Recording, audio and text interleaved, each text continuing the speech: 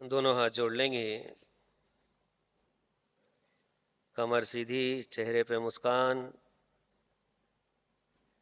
दोनों आंखें बंद और मेरे साथ त्रैलोक्य विजयी महामंत्र नवकार का उच्चारण करेंगे। नमो अरिहन्ताणम्।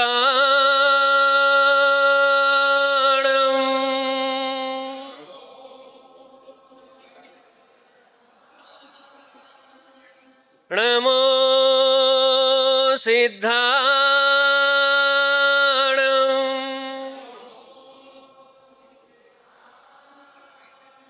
नमो आयर्याणम्।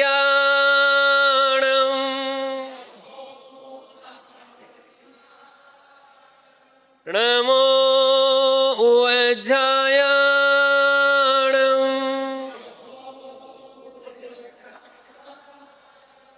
नमो लोये सवे साहूणम्।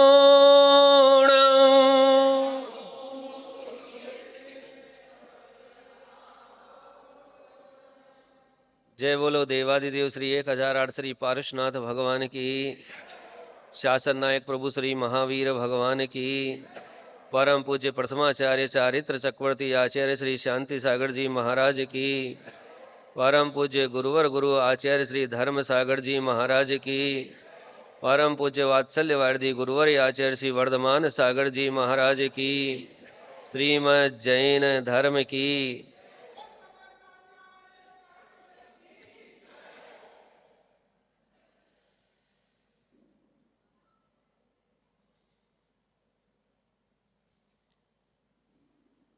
प्रभु पतित पावन में अपावन,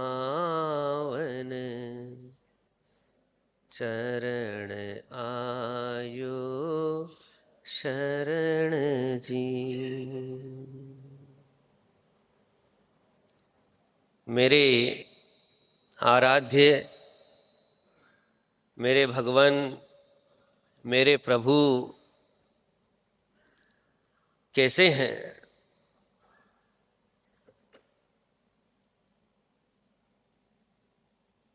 जब भी कोई अपना आराध्य किसी को बनाता है तो उसके पहले उसकी खूबसूरती जान लेता है। किसी को किसी लड़की से या लड़की को लड़के से शादी करनी है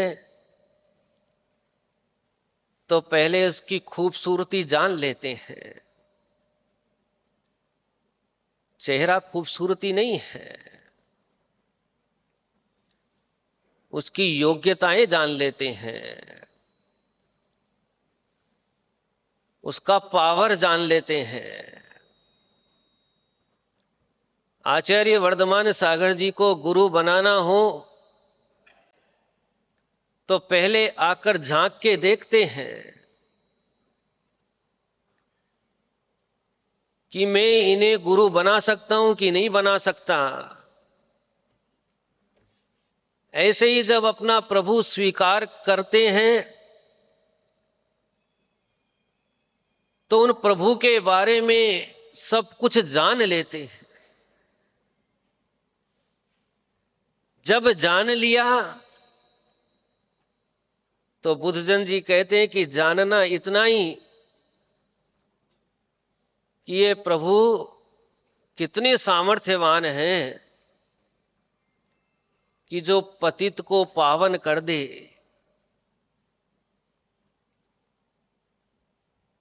जो पतित को पावन कर दे वो प्रभु। अब मुझे प्रभु के पास जाने की आवश्यकता क्यों पड़ी? यदि मैं पावन हूं तो मुझे कोई आवश्यकता नहीं है, और यदि मैं पावन नहीं हूं तो मुझे आवश्यकता है। तो वो भक्त कहता है मैं अपावन, मैं अपावन हूं। मैं अपावन कैसे हूं? मैंने ऐसा कौन सा कृत्य कर दिया जिसके कारण से मैं अपने आप को दोषी मान रहा हूं, जिसके कारण से मैं अपने आप को पापी मान रहा हूं। हे भगवान, ये मेरी आंख जो है ये पाप का घर है। इस आंख ने मुझे सारे पाप कर्म करने सिखा दिए। जब मैं कल घर से निकला और सामने पड़ोस से आती हुई एक युवती दिखाई दी, तो उस आंख ने मेरे मन को वाचाल कर दिया, मेरे मन को आचाल कर दिया, और मैं घूर घूर करके इन आंखों से उसे देखने लगा और उसको देख करके मैंने अनेक प्रकार के कपोल कल्पित मन गढ़ंत चित्र बना लिए। ऐसे ऐसे चित्र बना लिए जो वास्तव में है नहीं, लेकिन मेरी इन आंखों ने स्वयं ही उन मन का सहयोग करके, मन का साथ लेकर के उन चित्रों का निर्माण कर लिया। मैंने अपनी आत्मा को स्वयं अपवित्र कर दिया। मैं स्वयं दोषी हूं, उसका दोष नहीं है। जो सामने थी उसने तो कुछ किया ही नहीं, ये तो मेरी आंख, यदि आंख नहीं हो तो 50% दोष चले जाते हैं, पवित्र हो जाती है आत्मा। ये आंख बड़ी खराब है, ये वहां देखती है जहां नहीं देखना है। हे भगवान, जब मैं आया मंदिर में, तेरे मेरी आंख ने वो महिला देखी और महिला के उन सुंदर चित्रों को देखने लगा जहां मुझे नहीं देखना था। ये पाप मैंने किया है, इसलिए मैं अपावन हूं। और ओ भगवान, मैं जब इस घर में आई थी तो सोच के आई थी कि मेरा घर स्वर्ग से भी सुंदर होगा। मैं जब आई थी तो विचार करके आई थी कि मेरा घर स्वर्ग से भी सुंदर होगा। मैं जाकर के अपने घर को इस प्रकार से सजाऊंगी, इस प्रकार से उसका निर्माण करूंगी, इस प्रकार का मैं वहां पर आचरण करूंगी जिसको देख करके सब लोग आश्चर्यचकित हो जाएंगे। ये बातें मैंने अपने विवाह के पहले अपने घर पे विचार किया था और पक्का दृढ़ निश्चय भी किया था, लेकिन भगवान ये किट्टी पार्टी खा गई।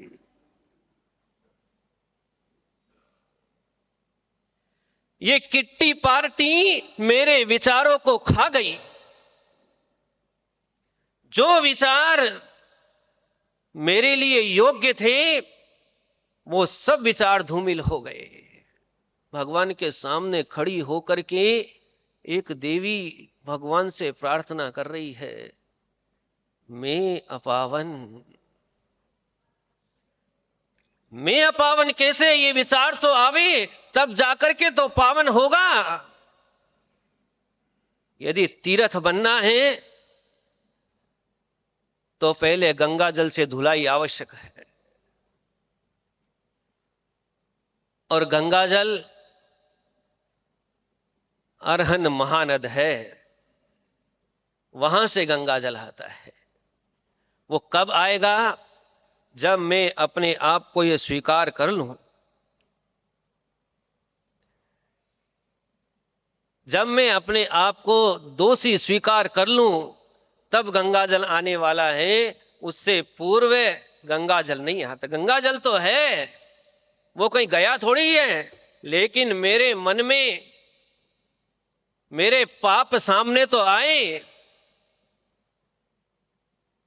तो वो महिला भगवान के सामने खड़े होकर के प्रार्थना कर रही है कि भगवान, ये किट्टी पार्टी ऐसी है जिसने मेरी वासनाओं को अनंत गुणा कर दिया है, जिसने मेरे परिग्रह की वांछाओं को बढ़ा दिया है।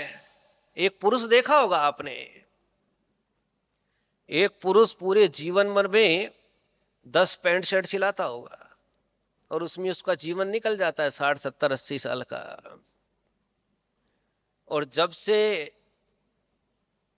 यदि आपकी दादा के जमाने में जावे तो एक महिला 20 साड़ी में अपना काम निकाल लेती थी, लेकिन अभी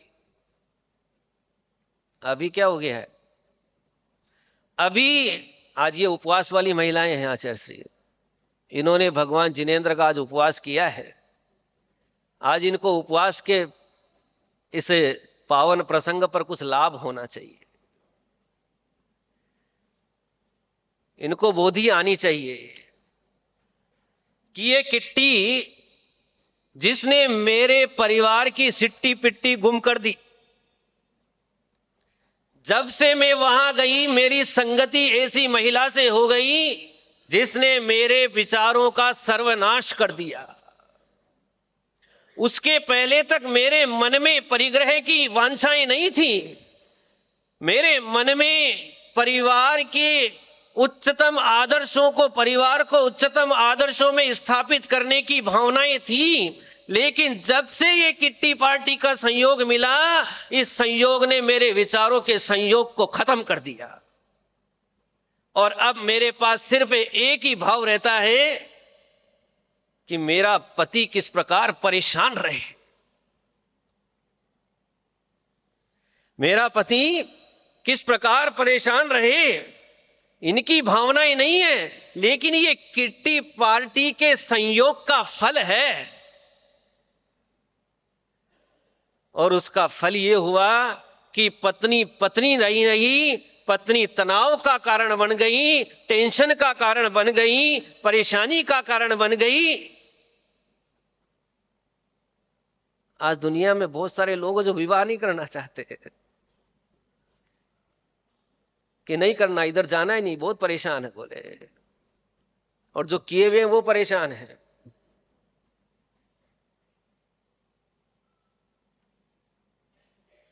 नित नई समस्याएं आ गई। आमदनी 1 रुपया और खर्चा 1.25 रुपया हो गया, 1.25 रुपया हो गया। वास्तव में पत्नी खराब नहीं है, वो तो पहले भी वैसी ही थी, लेकिन उसकी संगति जो वहां पर हो गई वो खराब है। इसलिए ऐसी दूषित परंपराओं को जन्म नहीं देना चाहिए। ये सब महिलाएं जानती है कि ये किट्टी पार्टी का संयोग ही ऐसा है जिसने होड़ा होड़ मचा दी है, और उस होड़ा होड़ के कारण परिवार की सुख शांति नष्ट हो गई है। मानना चाहिए और उस ओर से अपने कदम पीछे खींचना चाहिए। यदि वास्तव में आप अपने परिवार को स्वर्ग से सुंदर बनाना चाहते हैं, चरण आयो शरण जी, यदि उन भगवान की शरण में जाना चाहते हैं तो पहले जो अपमान होने का कारण है, जिसने मेरे विचार खराब कर दिए, जिसने मेरा स्वर्ग से जैसा सुंदर जो घर था उसको सुंदर नहीं रहने दिया, जिसने मेरे परिवार की शांति भंग कर दी, ऐसी किट्टी पार्टी को मैं तिलांजलि देती हूं। नहीं जाऊंगी, मेरा परिवार पहले और ये सब कुछ बाद में। 8 वार होते हैं और 9वां वार परिवार होता है। जिसका परिवार ठीक, उसके 8 वार ठीक, 7 वार ठीक, और यदि परिवार ठीक नहीं तो हर वार टेंशन का कारण है। इसलिए मेरी मानो, भगवान के दर्शन करने से पहले ये नियम ले लेना। आज तो उपवास का दिन है, आज झूठ बोलने का दिन नहीं है, आज अंटी नहीं मार सकते, आज बेईमानी नहीं कर सकते। आज तो गुरुजी के चरण में ये नियम लेके जाना कि भगवान, ये जो पतित होने का कारण है, ये किट्टी पार्टी को मैं आज से आपके चरणों में छोड़ के जा रही हूं। अब आगे तुम लोग ताली तो बजा दो।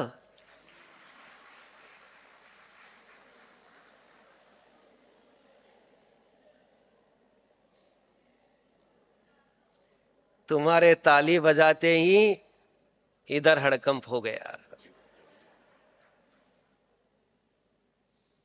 इनको भी खुशी हो गई कि देखो ये लोग भी चाहते हैं। यो विरद आप निहार स्वामी, मीट जामन मरण जी। यो विरद, विरद यानी कर्तव्य। हे भगवान, आप अपने कर्तव्य की ओर देखिए। जब भक्त अच्छी भावना से भगवान के चरणों में आता है, तब वो प्रभु को अपना कर्तव्य याद दिलाने की सामर्थ्य रखता है। यदि मेरे मन में पाप है, यदि मेरे मन में अच्छे बनने की भावनाएं नहीं है, यदि मेरे मन में अपने दोषों को छोड़ने की भावनाएं नहीं है, तो भगवान के सामने खड़े होकर के नहीं कह सकते कि आप अपना कर्तव्य देखिए। जब मेरे मन में 100% भावना है कि मैं पावन होना चाहता हूं, मैं पवित्र होना चाहता हूं, तब जाकर के वो भक्त भगवान से कहता है कि भगवान आप अपने कर्तव्य को देखिए। क्या कर्तव्य भगवान का? पहले जय कुमार की पत्नी सुलोचना ने भगवान के सामने नदी के किनारे बैठ करके प्रार्थना की कि हे भगवान आप अपना कर्तव्य निहारिए, उस ओर दृष्टि डालिए कि पतित को पावन करने का काम आपका है, डूबते हुए को बचाने का काम आपका है। मेरा पति आज गंगा में डूब रहा है और मैंने पूरे निश्चल भाव से आपकी सेवा की है, आपकी आराधना की है। आज आप अपने कर्तव्य से विमुख नहीं हो सकते। अग्नि जल रही है और ऐसी अग्नि है कि जिसमें यदि वज्र भी लाके डाल दिया जाए तो अग्नि उसको स्वाह कर जाए। ऐसी अग्नि को देख करके सीता भगवान के चरणों में प्रार्थना कर रही है कि हे भगवान आप अपना कर्तव्य ध्यान रखना, आप अपना कर्तव्य ध्यान रखना। कहीं ऐसा नहीं हो जाए कि इस धरा पर से सत्य उठ जाए। जब सुलोचना ने प्रार्थना करी, जब सीता ने प्रार्थना करी, तो अग्नि का नीर बन गया और उधर गंगा में डूबता हुआ जय कुमार गंगा से पार हो गया।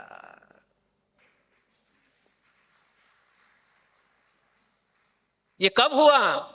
जब भीतर में मैं पवित्र हूं, मेरे भीतर में दोष नहीं है, मैं उन दोषों को छोड़ता हूं। जब मैं स्वयं ऐसा हूं, तब फिर मैं भगवान के सामने झोली बना करके और प्रार्थना करता हूं तो मुझे मिलता है। एक छोटा सा अदना सा आदमी जिसकी कोई वक्त नहीं है, जो सिर्फ एक बगीचे से फूल ला करके तोड़ करके देता है कि ये प्रभु को चढ़ा देना, आपकी दृष्टि में उसका कोई मूल्य नहीं है। फटी धोती पहनता है, ऊपर बनियान है जिसमें भी कई सारे पेबंद लगे हुए हैं। वो व्यक्ति जो प्रतिदिन नियम से अपने बगीचे से फूल तोड़ करके और भगवान पारसनाथ की प्रतिमा को अर्पण करने के लिए उन पुजारियों को लाके देता है, जो सुबह धोती धुट्टा पहन करके और भगवान की पूजा करते हैं। एक दिन उस माली को एक सर्प ने काट लिया। सर्प ने काट लिया और वो वहीं गस खा करके गिर गया। थोड़ी देर बाद होश आया, वो डॉक्टर के पास नहीं गया, वैद्य के पास नहीं गया, वो जो टोकरी में फूल थे वो लेकर के भगवान पारसनाथ के मंदिर में आ गया